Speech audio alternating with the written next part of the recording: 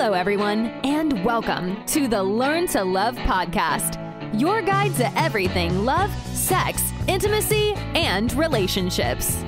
Each week, your host, Zach Beach, interviews new experts on love, including couples therapists, relationship coaches, sex educators, and best-selling authors. Learn the best tips and cutting-edge wisdom to better love yourself, others, and the world. Thanks so much for joining us. We hope you enjoy the show. Welcome to the Learn to Love podcast, everyone. I am your host, Zach Beach, and I'm here with fellow podcast hosts, Nina Kako and Roger Guertin. Hi, Nina. Hi, Roger. Welcome to the show. Hello. How's it going? So good.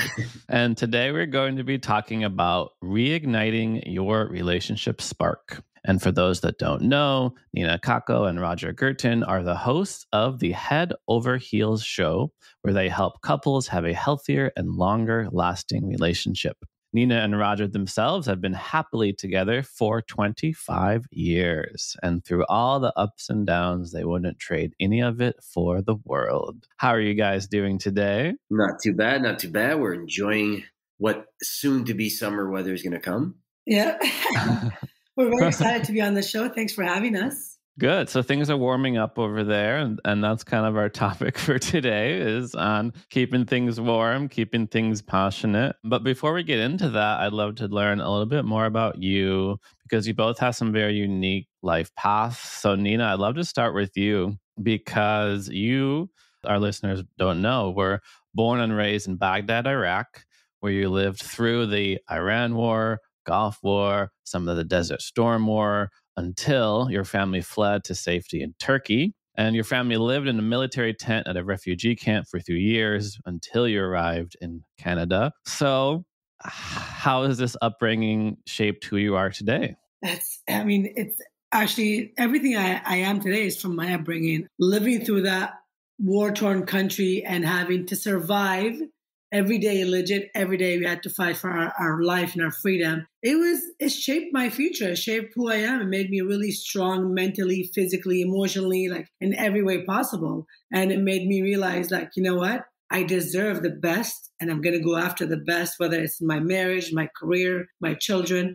It just had me, I had this mentality growing up that if I survived this war and this life, that nothing could stop me from living the best life I could ever have. So you're a fighter now. Made her a little strict too. My kids were totally trained at gunpoint. Well, that was kind of my follow-up question because it's awesome that you're a fighter, that you go after the best, but does that ever be too much, too strict, or is there any time you need to like, hey, maybe I can be softer in this situation? Well, you know what? Let's put the record straight. I've never held a gun in my life. I'm just telling you. I'm so against all that because I grew up in so much violence. I want nothing to do with it. And to answer your questions, I'm a princess at heart. I believe in love. I believe in softness. I believe in all these things beautiful. They were taken away from us, really, from me when I was younger. So like I said, I had to learn to be a survivor, a fighter. So I do have a very soft side of me. And it comes out a lot, doesn't it? Wonderful. And Roger, you too didn't have a perfect childhood. You write about that you grew up in an unsafe neighborhood in Ottawa around drugs and its own type of violence. And something that's come up a lot on the podcast is about how our early relationships as children, how we were brought up, affects our adult relationships. So I'm kind of curious how you two have both worked to cultivate those healthy patterns of intimacy that you might not have experienced as children. Well, like you said, both of our upbringings were tough. So I think what that helped us do is kind of dream a little bit, like figure out what path we wanted to go so we don't have that same life for our own family. So that might be just what we had in common is we just wanted much bigger and better things. In terms of, how it helped our relationship, I don't know if any of my parents were together their whole lives and her parents were together their whole lives. There was no separation there. So, the commitment side of it, that's probably what we took with us. The difference between you and I, we just like to have fun all the time. We want to make sure that we're enjoying what we're doing. And, we like to take risks every once in a while to help us enjoy. So we're not getting complacent doing the same thing over and over again. So just, I think our goals and our aspirations were going the same place. I think we both manifested the same kind of life growing up because we came from such a similar upbringing, both of us. We wanted something different, and we wanted something to be a lot more love in there than violence, because we did grow up, both of us, with extreme violence in our lives. And we didn't want that. We wanted, although our immediate family was very loving, like my parents, like Roger said, they were together 60 years till they died, legit. And so was his dad and his mom. And that part of it was always there. The love was always there. The kindness is always there. So we took that part. Mm-hmm. We said, okay, we already got this. What else is going to make our future the best, you know? Yeah. And it was the fun part of it, and a lot of intimacy. We knew what we didn't want. Adventure. We knew exactly what we did. That's what it was. Yeah. So we added all the stuff we did. Well, it's interesting because what I'm hearing from you is really the power of knowing what you want, of having a vision, as you said, having a dream, and kind of setting that intention to work towards that shared vision and that shared dream. Do you feel that's been one of the things that has really brought you two together and deepened your relationship? Yeah, I believe so. I really do believe in that dream and that manifestation. I remember laying down late at night in the refugee tent. That was from 15 to 18. That I spent my whole teenage life in a refugee camp. And I would dream of these days. I would dream of these moments. I would dream the love that I wanted. Like, I'm a romantic. I've always been. I would dream that romantic love. You know, my husband, my man. I dreamed of my 2 children. I had manifested this life, exactly what I have today. I would lay down at night and dream of this exact life I wanted one day, you know? So I do believe that I brought that into my life.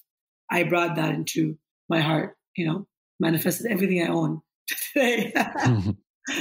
So how did you guys meet? Before you met, were you both clear that this is what you want? And then once you met, you were like, hey, this is great. We want the same thing. Or not at all. Our listeners can't see, but they're shaking their head. So, well, when we met, I was perfectly happy being single. I was living with 4 or 5 guys in a house, so it was like a party house. So I wasn't looking for anything. You know, that's why when we met, she's the one that approached me. Yeah. She came up to me in a bar. I wasn't looking either. I wasn't looking. I was just I had a great summer. I dated a couple of guys here and there, and I was just hanging out. And I met him at the club. And that night, I told my best friend that I was supposed to drive home.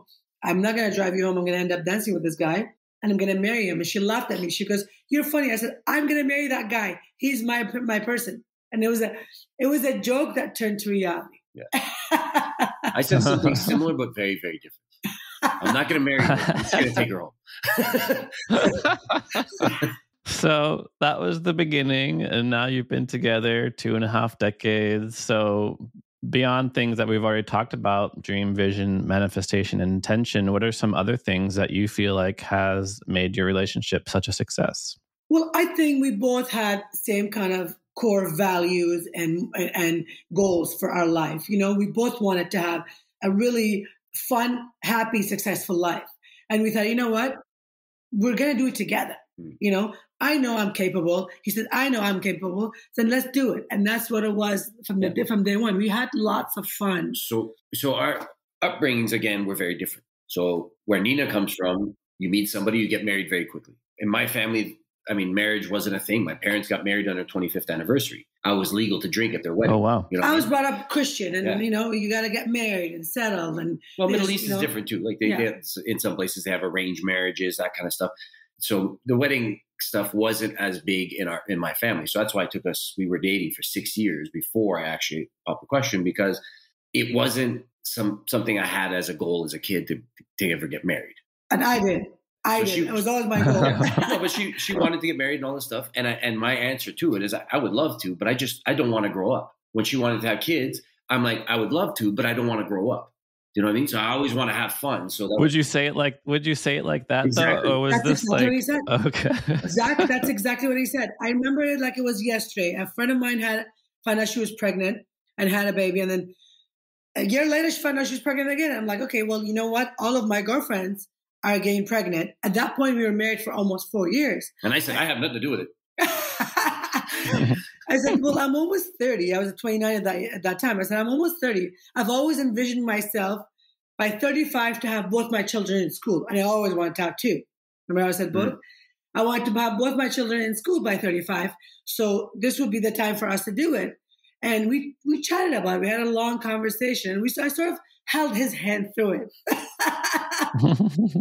And it worked out perfectly. We got pregnant right away, and we had one after another. We had two babies right away. And I didn't have to grow up, apparently. Oh, you still haven't grown up.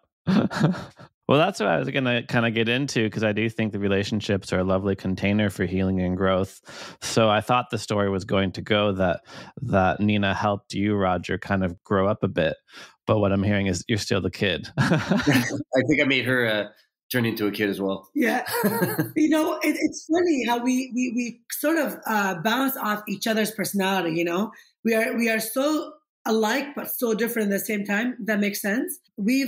I would say I was like the go, crazy when he was the more calming one. So he would bring me down with him. Let's have fun, enjoy life. And I'd be like, let's go, let's build a future, let's build a career, let's have children. So we were always at two different end of the spectrum, but we kind of made it work. And now we look back, we're like, how the hell did we even have fun without the children? Like our life's so complete with them now that we didn't have to grow up, like you said. Yeah. We still have fun while we did all of that. Well, it's so interesting because what I'm hearing from you is that you were very similar in the places where it mattered and having the core values, but different in a way that your different qualities really complemented and helped to balance each other out. Absolutely, 100%. Like he didn't believe in marriage for his whole life, and I did, and I came into the picture. So we sort of compromised. So we dated for 6 years, okay.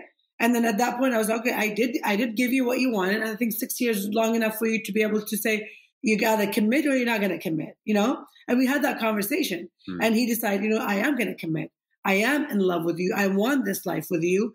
And I am, although my beliefs are different, I could change that. And he did. And he changed his beliefs. I moved to the city for her and everything. So, 4 or 5 hours away from my family and stuff. So, the commitment was already there. It was just the next step was that. And of course, I knew I was going to spend forever with her. So might as well do it the proper way. You know what I mean? Like we were deeply connected, spiritually, emotionally, every way. We were just looking for the commitment. And she agreed. When she asked me what she wanted all this stuff, she agreed that I said, listen, you know how you get those stereotypes. People turn around and say, my life ended when I got married, or don't ever get married, or, they let go of themselves and, because they're married, all that stuff. I didn't want any of that. I'm like, I don't want to let go of myself. I don't want you to let go of yourself. I don't want to be completely boring and hate our lives because we're married.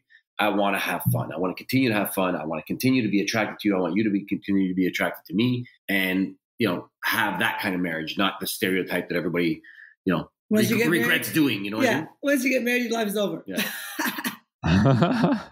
Ours is the opposite, Zach. Yeah, what I'm hearing from you, Roger, you didn't believe in almost like the stereotype or the cliches that you had seen around marriage, but now you believe that marriage can be this really wonderful, fun, and adventurous. Absolutely. We spend a lot of time on social media and stuff like that, and people always, Nina's a very beautiful woman, so people always sit there and say, oh, you're a lucky man, you're a lucky man. I'm like, my answer to that is I create my own luck. Everything I wanted, I went for and I got. Like I didn't sit there and say, it's bound to happen to me.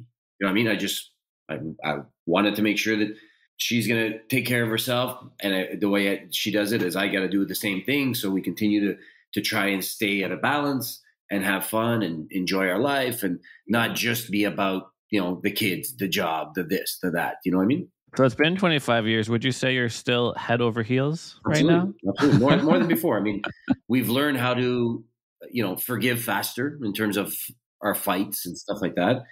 I've gotten off whatever barrier I had in my head where, I'm supposed to be macho man guy, I'm not supposed to show my feelings. I'm not supposed to do all that stuff. So I got past all that kind of stuff. And, we just do stuff that we enjoy. We're best friends. And it's like, people ask us to this day, is it 25 years, like you just said, do you still have that spark that it's better than it's ever been? Because at this point, we're at the point of our life that we've done so much work, Zach, so much healing individually and together that we can legit sit back and say, you know what? I can see ourselves going for the next 25 and next 50 years, the same kind of level of energy that we've had since day one. Does that make sense? Yeah, for sure. I'm crazy about this, man. Yeah, the reason I ask is you have your own podcast, the Head Over Heels Show, and I'd love to get a little bit more into that. So what made you decide to start the podcast? You want to start? Yeah, well, it was something we talked about for quite a few years. We wanted to do it. We didn't know where to start. We didn't know any, because everybody always asks us, how do we do it? How's our relationship? How is this possible? All that kind of stuff. So it started when we're in business together for 17 years now. We sell real estate. So for some reason, we get a lot of people that are getting divorced that calls us, come and sell my house, come and sell my house. And we would go and we would sit there, Raj and I don't know what it is. There's some sort of intuition that I have feelings or maybe it's energy. A lot of times, I don't think those people should get divorced. And I'm not saying like there's a lot of people should get divorced. They shouldn't be married. I get that. But a lot of those couples that we served in real estate, we didn't believe they should have got divorced. They just kind of gave up too easily. Yeah. It's too easy just to say, okay, well, let's end it. And, So we would try to analyze every relationship once we'd leave the house. We'd say, how come they're getting divorced? This is what I got from them. He would say, well, this is what I got.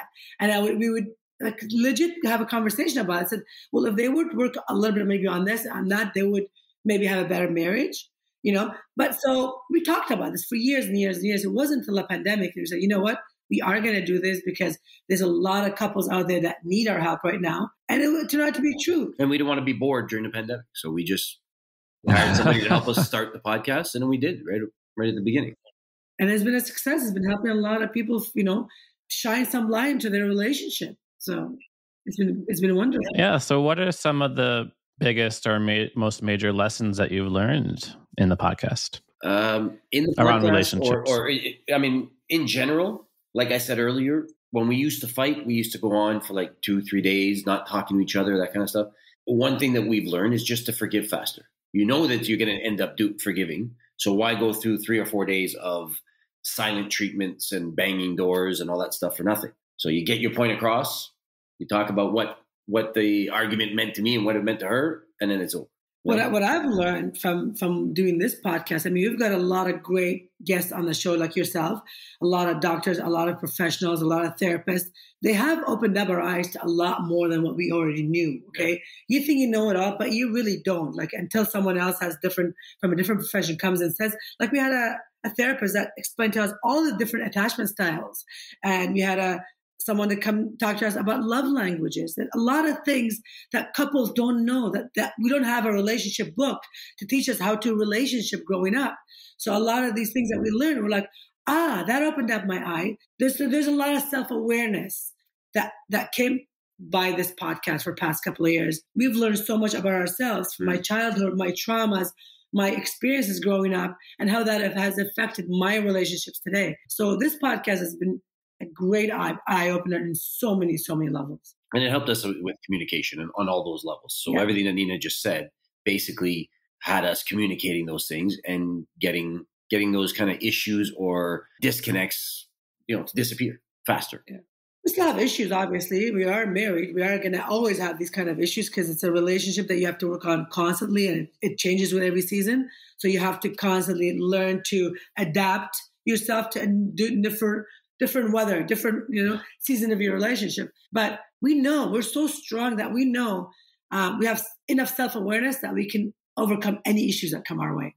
Yeah, that was one of the things that came up for me just listening to you, is the importance of that awareness. You mentioned being aware of your attachment styles, being aware of your love languages, understanding past trauma and other experiences that are playing a role in your current relationship conflict. And then you also mentioned the importance of communication, which is one of those things we often hear that's very important in relationships, but we don't often hear like what kind of communication is good and what kind of communication isn't as good. So what are your best or most favorite communication tips for more connection? For me, it's vulnerability. A lot of guys, men in general, are not as open as women are. We women tend to babble a lot, and men call it nagging, but it's not. We say what's on our mind. We wear our emotions on our sleeves. Men don't. I never noticed. So I've noticed, to me, that part of that communication process, when he opens up to me, he's vulnerable. He tells me what's happening. It is really the best sort of communication for our relationship. It has been for us anyway.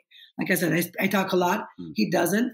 But him opening up in the past few years and being vulnerable with me has been so much helpful. Well, I have avoided arguments in the past. So I would just not want to argue. So we not talk. And by me getting past that, made it so much less stressful, because now I can sit there and say what I want to say, that why she pissed me off or whatever the case may be.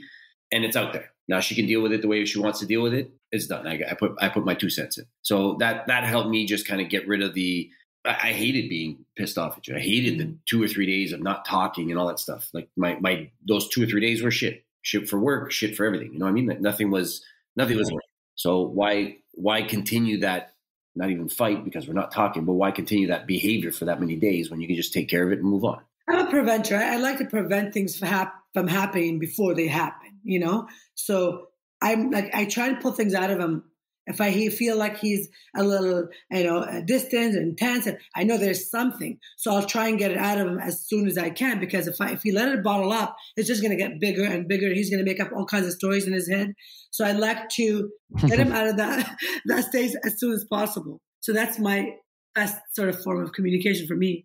Well, what I'm almost hearing from you is it's like we all come to relationships with our own stuff, and what can be helpful is to know your partner's stuff to help them work through it, right? Like, oh, I know that you want to avoid conflict, so let it fester, right? So what can I do to have us talk about it now so that this doesn't happen?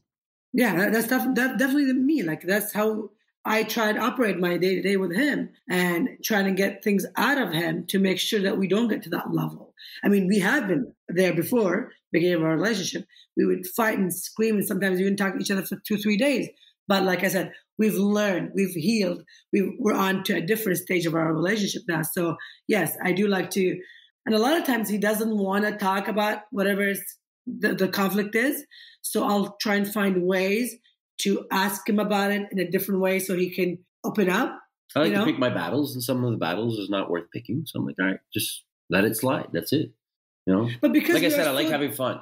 And if fighting is not fun. Yeah, because we're so deeply connected. I feel you. I feel your energy. I feel everything when something's happening, I want to know what it is so I can help you fix it, or, get rid of whatever the thoughts in his head. You do that to me too a lot of times. You're like, I need to know what's going on. We need to get it out now. Let's solve it now, whatever it is, so we can move on. You guys are so cute. So our topic for today is on reigniting your relationship spark. But I'm kind of curious if you feel that it's inevitable over time that the passion is going to ebb. And you two have mentioned that you also have kids, which is oftentimes, I feel like, when a lot of couples end up kind of putting sex, passion, and excitement to the side to account to take care of the kids and the baby and different things like that. But do you feel that it's inevitable that people will need to reignite their relationship spark at some point, or is it possible to keep the fire going? Well, it's possible to keep this fire going, definitely. But like you said, with kids and stuff, we went through it as well. We went through it. I was just going to say, we went through it. There was a lot of stages we went through where we just kind of got stagnant when the sex wasn't that important anymore, or that kind of stuff. But it was a very short period of time. Yeah. But we've learned to get past that kind of stuff, in a sense that, we continue to make sure that we go on vacations together, just the two of us, without the kids. We go on date nights, just the two of us, without the kids. Get a babysitter, do all that kind of stuff. And sometimes we'll get a hotel room and, stay downtown and have fun that way. So we try and keep things exciting throughout the whole marriage. I mean, like I said, when we had kids, I got in the way, and there was not much we can do. I mean, we couldn't travel without our babies when they were babies, kind of thing. So, and date nights were non-existent, but we would try and do things at home sometimes. Throughout stages of our relationship, we have found things to help spark it back up when it got a little dim. Just we don't let. Well, I was saying it was a very short period of time when we let go of ourselves after the kids. As long as you're aware of it, and as long as you know you're going to pick that up right away, it does go down a little bit. That the spontaneity of the new relationship dies down after a long period of years together. But you just have to be aware that you got to pick that up. Like, you can't just let it go. You are with this person for life. You got to make it work. Whether his thing is fun, I got to make sure he's having fun. How is he going to have fun? Well, we got to do things that we like to do, like we work out. all the time together. We work out 6 days a week. That I see how hard he's working at the gym. He sees how hard I am working. I'm falling in love with him every day even more because I'm like, he's not a lazy guy. He's out there doing what he needs to do to stay in shape for him, for me, for our family. Like that respect alone, I can't even describe. I love that part of our relationship. We respect ourselves so much that we're willing to put our body through hell every day for each other. You know what I mean? And we continue to try and impress each other. I remember a little while back when I got off work, I was wearing a suit, went upstairs, changed, and my daughter walked in and she's like, "Oh, you going out again?" And I said, "No, I'm at home." She goes, "Well, why are you dressing up?" I wasn't really dressing up. I had a nice pair of pants on, a nice shirt. And I said to her, I said, "Well, I want to look good for mommy. Like she's downstairs. She looks great. She's sitting cooking. She looks great. Why can't I look great?" And she's, because she saw me putting perfume on or cologne or whatever on. So she witnessed me getting ready thinking that I'm going out somewhere just because of the way I was getting dressed. But that was for her, not for. And also our children sees that. So we lead by example. We work out. We are constantly trying to stay positive. I mean, we do have argument here and there and they see it. We love to dance. We dance all the time together. Yeah. I mean, it was something we've always done in our kitchen with our kids and put on music. And that kind of stuff helped spark it. I mean, you can come here on a Tuesday. Sometimes we got the music blaring and we're having fun. So it's just, I don't know, do what you enjoy. One common advice that I hear is to always keep dating your partner, which is what I'm hearing from you when you mentioned you want to continue to try to impress each other, like continue to try to woo like your partner as if you were still dating in the initial stages. And then another thing I keep hearing from you is you have to bring a lot of intention to keeping things exciting. Yes. That's not just going to happen on its own. 100%. We have date nights, Zach. When you go on a date night, we agreed that we're only going to talk about our date night. Us, no business, no children. If we're going to go out on a date for work, then that's a work date. It's a lunch. We're talking about work. It's all going to be work. But our date nights, when we do, we intentionally schedule those for him and I. Like we go out, he doesn't sit across from me. He sits right next to me. He makes sure he always sits next to me because he always wants to have his hand on my leg. Like these are little things that we do to keep our relationship fire going at all times, Like he says, we dress sexy for each other. We love our smell. Like he buys me my fragrance, I buy his. We do things that we love, that he loves. I do things that he loves. He does things that I love to this day. And that just brings me butterflies every time we do these kind of things. So that's what I was trying to tell you earlier. Like our love is still the same, if not more. Yeah. And we compliment each other a lot, like Nina says. I mean, no woman doesn't like not to get complimented, and guys are the same thing. They like compliments. Yeah. They might not take them as well, but they still like them. So by saying things, by keeping, that, I guess, lust in your relationship, by showing how much you're attracted to them, it helps you feel that safety in the relationship. You know what I mean? There might be a good looking guy who goes by and she might say, "Oh, he's hot," but she knows that she's happier with me. And I do say, "Ew, that guy's hot." Yeah. And the same thing with a woman. So, and it doesn't bother us because we have that safety in our relationship. We know that she's not going anywhere, and she knows that I'm not going anywhere. Yeah, you know what I mean? She's the best one for me, and I'm the best one for her. That's it. So, I mean, there's we have eyes to look. We can look at the menu. We can't eat out. Yeah, I mean, I'm just going to summarize all these tips that I've heard from you because they're really good. Kind of step one: keep dating your partner. Have those date nights. During those date nights, step two: devote special time to each other. Continue to explore new and exciting things, and then continue to show appreciation for each other. Absolutely. And I feel like almost all of those things are all almost designed to counteract how over time things can feel like routine. We can easily get complacent with our partners, because that was one question I had when I was preparing for the interview, is like, whether you feel like, oh, we've made it, we've had this relationship, but now we're done, or if it's more of a continuous, intentional practice that you almost have to like be sure to keep doing. Like, do you find, you're like, hey, things aren't going as well, let's make sure to do this, or let's return to what we were doing before? Yeah. Well, anybody can get complacent doing anything, even if you're doing the stuff that you like to do. So over the years, we've always just tried to find something else that we can do that would excite us. So we won't get bored. Well, I always say, when you meet someone, you fall in love with them. why do you fall in love with that person?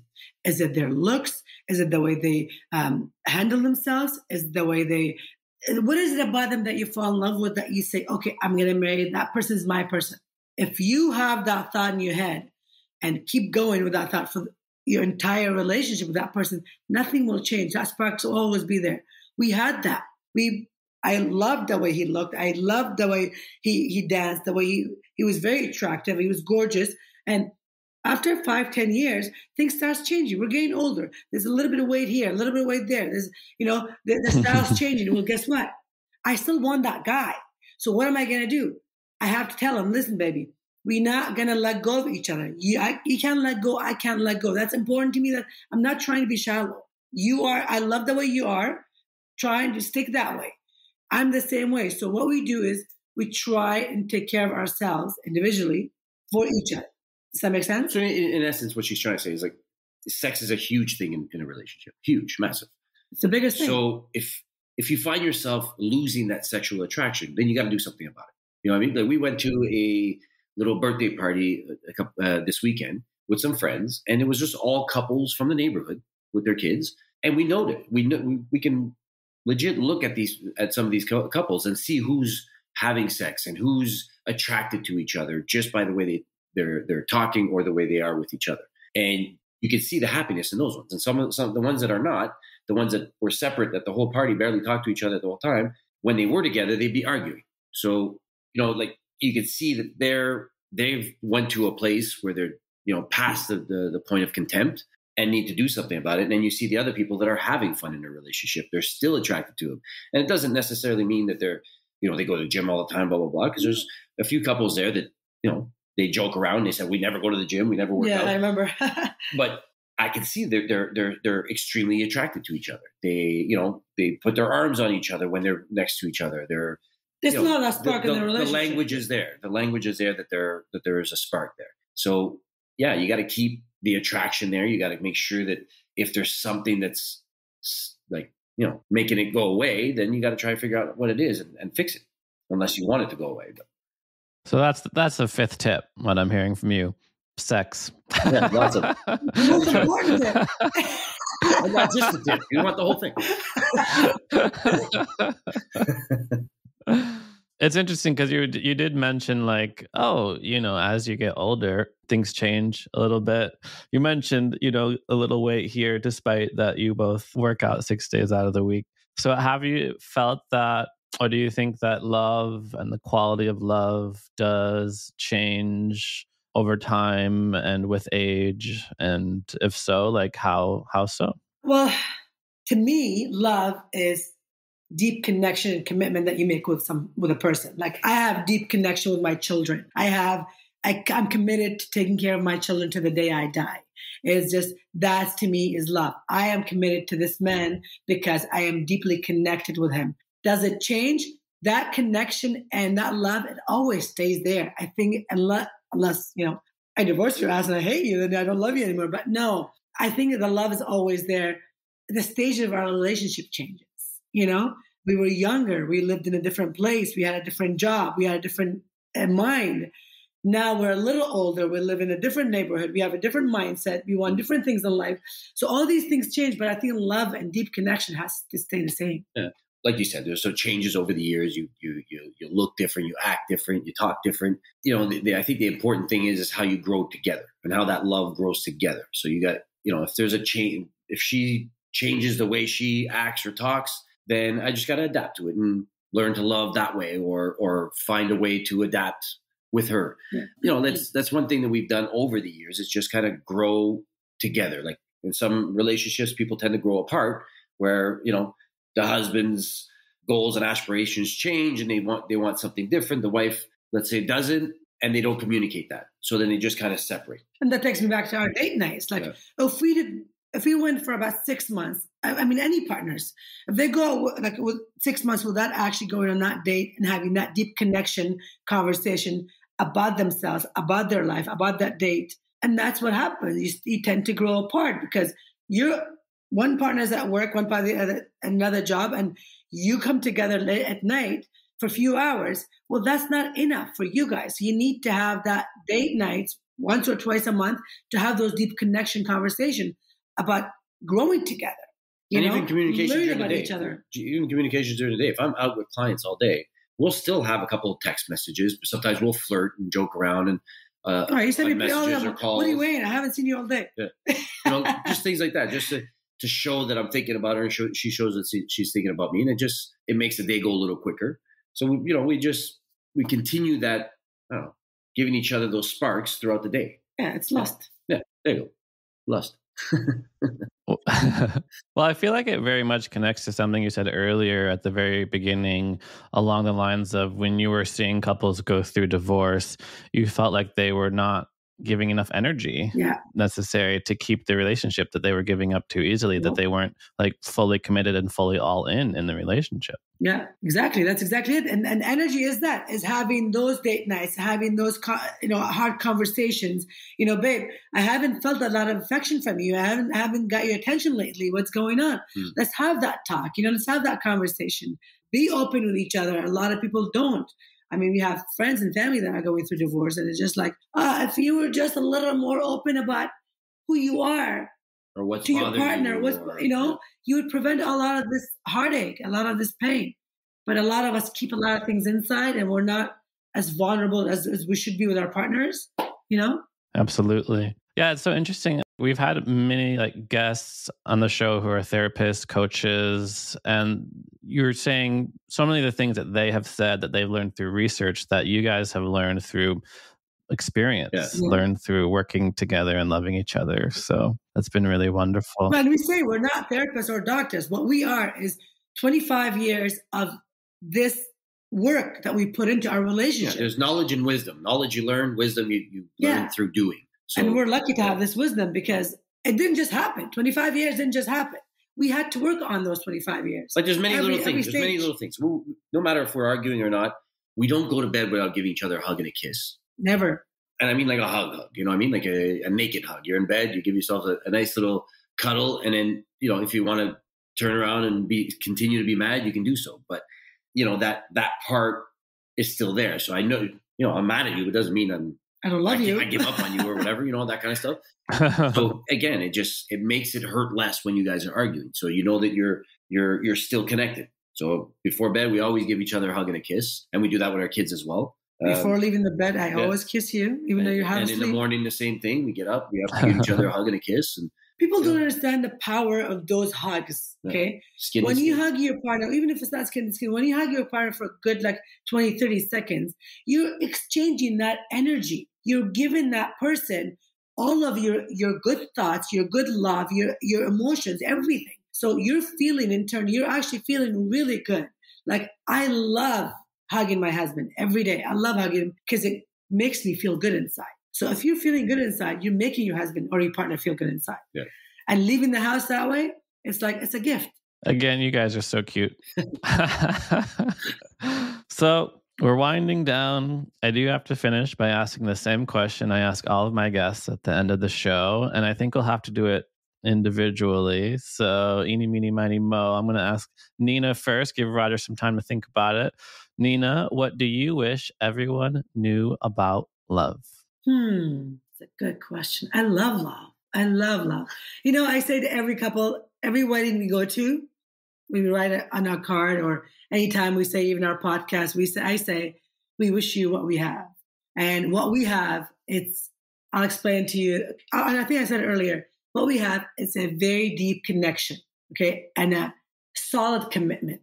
That's what love to me is. It's deep connection, solid commitment that you make to that person or that family or those children, whatever that is. To me, that's love. So I truly feel connected with everything in me to my husband and my children. And I'm committed with everything in me to my husband and my children. So to me, that's love. What about you? Deep connection and solid commitment. I love that too. Roger, what do you wish everyone knew about love? I don't want to say it's rare, but not that many people love you. You know what I mean? You got your parents, you got your siblings, but you got, when you meet a stranger and then they love you that much, it's something to be cherished. Something you want to keep and you want to continue to have and grow and all that stuff. So, I mean, one thing that helped me a lot was knowing love languages, knowing her love language, knowing my love language. and knowing that she knows that my love language is touch. So if I'm giving her a hug, I'm doing all this stuff, I'm loving her. I'm not being sexual all the time. I'm just loving her. And if hers are, words of affirmation, but by me saying stuff to her, she knows that I love her. And then she gives love to me the same way. So you know that that's what you're getting. Because some people don't realize what their partner's love language is. If they continue doing acts of service for them because they think that's what it is, and it's not, they're just going to get pissed off and say, you don't love me. So that helped me a lot. And I just think that cherishing it, like wanting more of it, made it more enjoyable. 100%. Yeah. And make sure that she's having fun. Don't make it one-sided. Do what she likes and do what you like. Love is good. Love is good. And I really appreciate you coming onto the show to share your love. And for our listeners who want to learn more about you, how can they find you?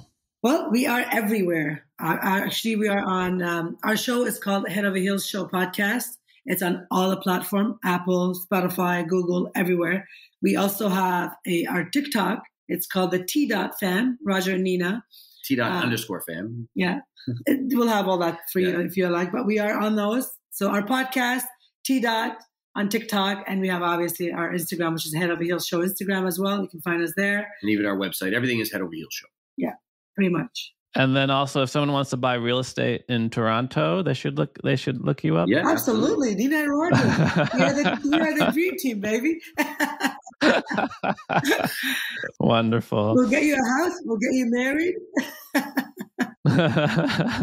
Well, thank you so much, Nina, Kako, and Roger Guertin, for coming on to the show. And thank you, listeners, for listening to the show. We hope you remember all the very valuable tips we learned today, including how to reignite your sex life through continuing to date your partner, devoting special quality time to each other, continuing to explore new and exciting things, continuing to show appreciation, and of course, continuing to have a vibrant and passionate sex life. Be sure to stay committed.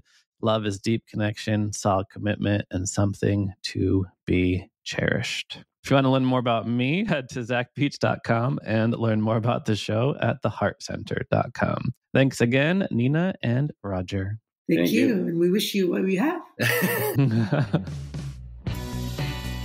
Thanks again for listening to the Learn to Love podcast. To learn more about the show and your host, head over to zachbeach.com or theheartcenter.com. You can also follow Zach on Facebook, Twitter, and Instagram.